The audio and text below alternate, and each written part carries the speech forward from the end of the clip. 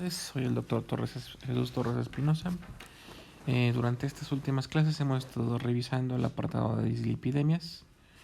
En la clase anterior ya vimos algunos factores de riesgo para presentar hiperlipidemias. Vimos la clasificación que había hiperlipidemias primarias y hiperlipidemias secundarias. Las primarias pues se deben a errores genéticos en el metabolismo de los lípidos, ¿sí? O sea que son heredables. Muchas de ellas pues son familiares. Entonces tenemos hipercolesterolemia e hipertrigliceridemia familiar, ¿sí? Por otro lado tenemos a las secundarias, que pues van a ser resultado de algunas situaciones que ya no, de patologías, de malos hábitos alimenticios, ¿sí? Pero pues inicialmente podemos decir que son secundarias a algo, o sea que son producidas por algo, por alguna otra causa, no están ahí desde el principio. ¿Sí? Vimos ya algunas y cómo se han ido alterando los niveles tanto del colesterol total como los triglicéridos o el colesterol que se encuentra en las HDL. Recuerden que eso sí, como que para que no se les olvide, el HDL es el colesterol bueno y el LDL podemos decir que es el colesterol malo. Ahora, en cuanto al mecanismo patogénico, pues tenemos dos cosas. Uno, una excesiva producción de lipoproteínas, o sea, hay mucha lipoproteína circulante. ¿De qué tipo? Puede ser principalmente de la LDL. Recuerden que la HDL sí se metabolizará en el hígado, que es el único tejido en el cuerpo que puede degradar a los lípidos, y este pues lo va a excretar a través de las sales biliares. Por otro lado, también se puede deber este mecanismo patogénico a que hay una remoción inadecuada de lipoproteínas. O sea, hay mucho LDL, el cual no va al hígado, sigue circulando, entonces no hay forma realmente de eliminarla, y este no se absorbe, se queda circulando y va provocando depósitos a lo largo de los vasos sanguíneos. Las causas, como ya mencioné con anterioridad, pues tenemos de origen primario, que pues son genéticas. Es un paciente que hay, pero sí tiene errores en el metabolismo y no puede procesar adecuadamente las grasas. Y en las secundarias pues vamos a encontrar, como ya vimos anteriormente, enfermedades, algunos fármacos que las producen o una mala dieta, una dieta inadecuada. Ahora, esto no quiere decir que no tengamos un paciente con hipercolesterolemia familiar que tenga una mala dieta y nos genere ahora una hipertrigliceridemia, pero de tipo secundaria alguna dieta inadecuada, ¿sí?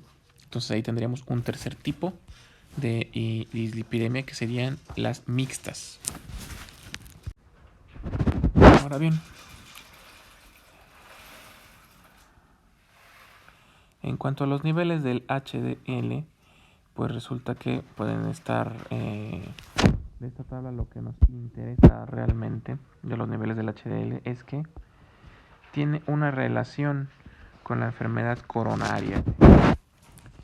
En caso de que estén entre más elevados, menor posibilidad de enfermedad coronaria, y entre más bajos pueden ser inclusive predictivos de que nuestro paciente va a presentar una enfermedad coronaria. O sea, puede presentarnos angina de pecho, puede generar en algún momento un infarto agudo del miocardio, ¿sí? Con sus complicaciones.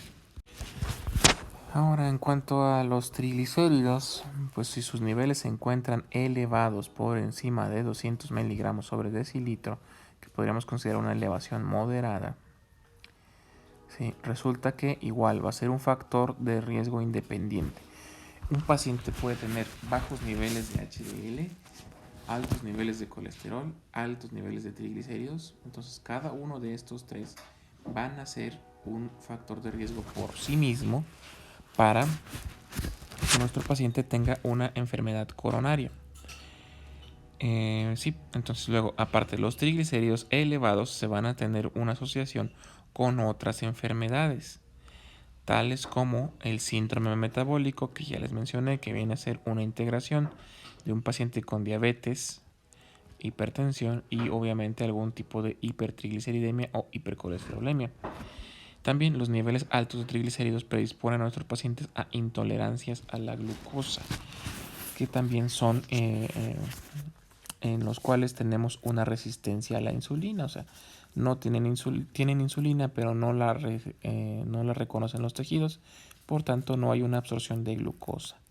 También un nivel alto de triglicéridos predispone a un nivel bajo de HDL, lo cual a su vez predispone a una enfermedad coronaria a largo plazo.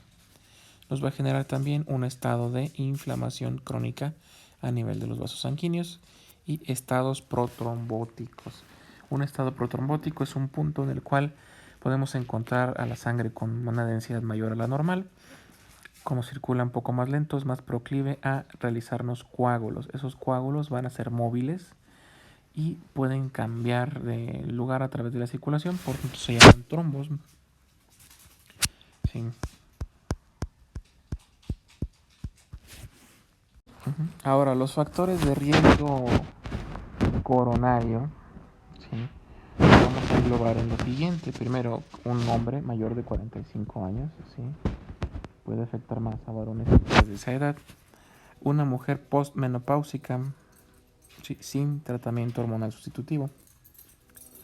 Tenemos también a los pacientes que tienen aterosclerosis clínica, que ya tenemos un familiar de primer grado, o sea, por ejemplo, papá o mamá con aterosclerosis, entonces el paciente tiene un alto riesgo de padecer aterosclerosis, factores de riesgo. Paciente que fuma, que es diabético, hipertenso o que tiene un HDL menor a 35. Y si tuviera un HDL mayor a 60, eso ya corresponde a un factor protector contra los infartos. Entonces tenemos tres niveles de riesgo coronario según los factores de riesgo que tenga nuestro paciente.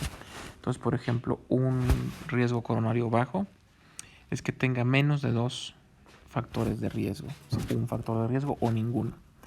Riesgo alto, que tiene 2 factores de riesgo o más. Y ya riesgo máximo, o sea que es un paciente que muy seguramente va a presentar algún evento cardiovascular o va a desarrollar alguna patología cardiovascular. Es en pacientes que tienen diabetes mellitus, dislipidemias genéticas demostradas, o sea, de origen primario, y que ya tienen enfermedades ateroscleróticas que ya están demostradas. Ahora, en cuanto al tratamiento, primeramente, pues como el tratamiento de cualquier otra patología, debemos de conocer la causa y darle tratamiento a esa causa. Ya sea por diabetes, ya sea por hipertensión, ya sea por lo que sea, hay que darle tratamiento. En algunos casos pues van a ser tratamientos difíciles y complejos que muchas veces nuestros pacientes pues no van a seguir. Por tanto, la enfermedad pues va a seguir su curso y va a provocar las complicaciones que deba de provocar. Si el paciente es alcohólico o fumador, va a ser necesario suspender ambas cosas, suspender tanto el hábito tabáquico o el alcohol. Hay que hacer cambios en el estilo de vida, igual que en la diabetes o en la hipertensión, hacer que el paciente haga ejercicio de algún tipo, al menos 30 minutos diarios, de ser posible más, una rutina de ejercicio más estricta, una dieta adecuada, baja en grasas o rica en HDL, ¿sí? Algo que le permita incrementar los niveles de HDL para que tenga un factor protector. Bajar de peso, ¿sí? A tratar de que alcance los niveles de peso ideales. Y de medicamentos, pues vamos a poder utilizar algunos, como las estatinas, fibratos o resinas de fibratos, ácidos nicotínicos, ácidos grasos omega 3. Sí. Esto lo vamos a ver más adelante cuando empecemos a ver los mecanismos de acción de cada uno de los fármacos utilizados en el tratamiento de las dislipidemias. Ahora resulta que podemos tener una enfermedad de estas, como por ejemplo la hipercolesterolemia, pero le vamos a nombrar aislada porque nada más tenemos la hipercolesterolemia. Es secundaria y no tenemos ninguna otra cosa que nos la pueda estar provocando o agraviando. En otras palabras, y su tratamiento pues va a ser primero tratar de alcanzar, de reducir los niveles de LDL. En este caso vamos a tener LDL, agregado colesterol, elevado. Entonces lo que vamos a buscar es disminuirlo. ¿Cómo? Con cambios en el estilo de vida. Vamos a hacer que el paciente baje de peso, vamos a hacer que el paciente haga ejercicio, lleve una dieta adecuada y vamos a utilizar una terapia farmacológica. En este caso lo que vamos a utilizar son las estatinas, aunque podemos utilizar también fibratos, resinas o niacinas que tienen una menor eficacia en esta situación. Lo ideal siempre van a ser las estatinas. En el caso de las dislipidemias mixtas, en las cuales tenemos triglicéridos altos y las LDLs con colesterol elevadas, ambas, siempre va a ser la piedra angular del tratamiento de un paciente con dislipidemia el cambio en el estilo de vida. Si es una dislipidemia primaria, el paciente pues de todos modos tiene que mantener su peso ideal, una dieta libre de grasas, ejercicio, ¿sí? Tiene que seguir teniendo un estilo de vida más saludable. ¿Sí? Entonces aquí primero pues hay que controlar el colesterol en las LDL. ¿Sí? ¿Cómo lo controlamos? Pues con estatinas, como vimos en la diapositiva anterior. Lo segundo es incrementar el HDL. ¿Sí? En este caso pues podemos, además de la estatina, agregar hidratos o incrementar la dosis de estatina. ¿Sí? O podemos agregar aquí aceite de pescado o omega 3.